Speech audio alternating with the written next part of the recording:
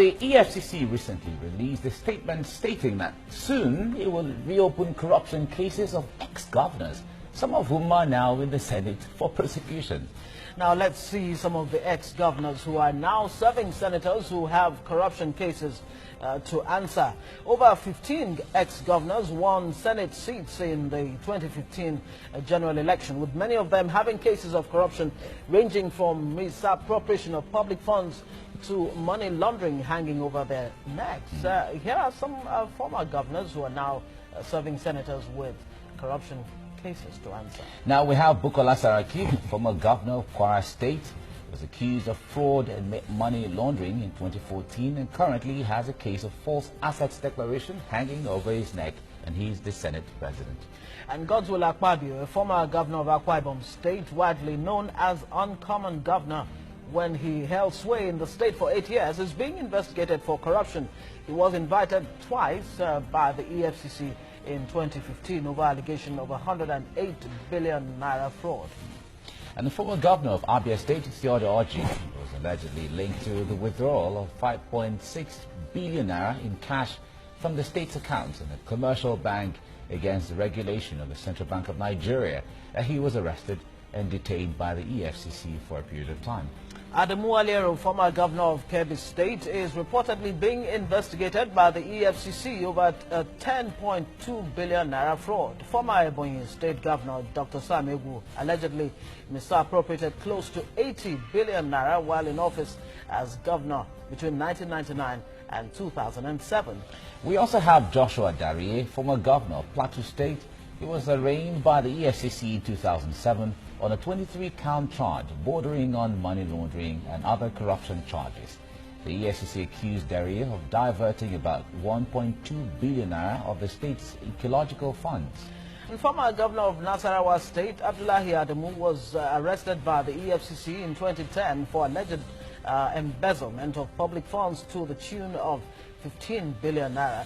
Danjuma Goje, former governor of Gombe State, along with 4 others, is facing an 18-count charge bordering on conspiracy and fraud to the tune of 25 billion naira instituted by the EFCC.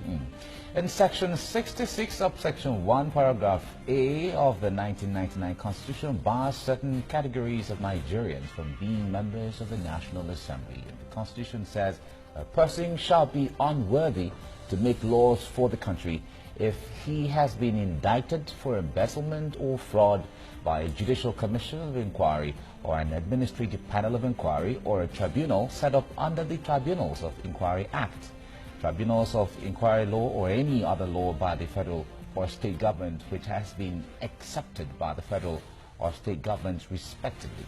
Now, members of secret societies, persons with forged certificates and undischarged bankrupts are also disqualified from becoming lawmakers. Maybe our producers should go back to the last 2 paragraphs to underscore that particular point, because it then puts a big question mark on integrity of the members of the National Assembly. In this case, of course, the senators themselves. They do have cases to answer indeed. Now, the Constitution says a person shall be unworthy to make laws for the country if he has been indicted for embezzlement or fraud by a judicial commission of inquiry or an administrative panel of inquiry or a tribunal set up under the Tribunals Act, of the Inquiry Act, the Tribunals of Inquiry Law, or any other law by the federal or state government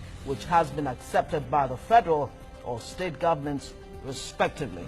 We're bringing that for emphasis, so every Nigerian can get to see, to know that if it is the issue of integrity, some persons in the Senate and House of Reps don't have what it takes. They don't have what it takes to be in the Senate based on the specification of the law. They have their own rules that all the senators under investigation by EFCC should not participate in deliberation leading to confirmation or otherwise of Magu. Though we are saying senators, yes, but I believe there's a lot of honorable men among them. Men of integrity. Men of integrity among them. Yes. Those should be the one to sit on Magu's confirmation. I was reading some report yesterday I heard that there's in-out fighting at the present. These senators, because they are even saying the DSS report, some of them have not even seen it.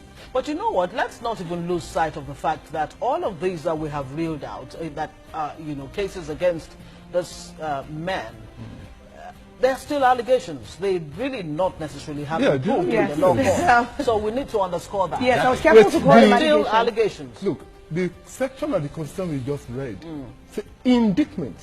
Yes. Indictment is not conviction. It's not conviction. It's not the mere conviction. fact that you've They're been indicted indicted.